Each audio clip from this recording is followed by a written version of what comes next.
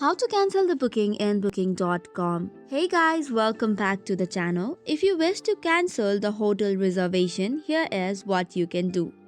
So first and foremost, head over to booking.com application.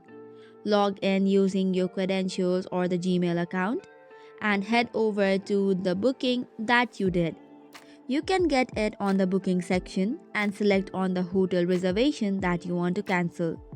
Once it has been confirmed, you will see a 3 dots right next to it. Tap on it and you will see a cancel button available. Tap on cancel, and once that is done, you'll have to tap twice on cancel the entire booking option. Next up, it might ask you to choose a reason for cancelling the provided list. Tap on cancel my booking again and confirm it. Lastly, you'll have to tap on OK to confirm the cancellation, and your booking along with hotel reservation is now cancelled. So that's it for today's video. For more such contents, do not forget to hit the like and subscribe button.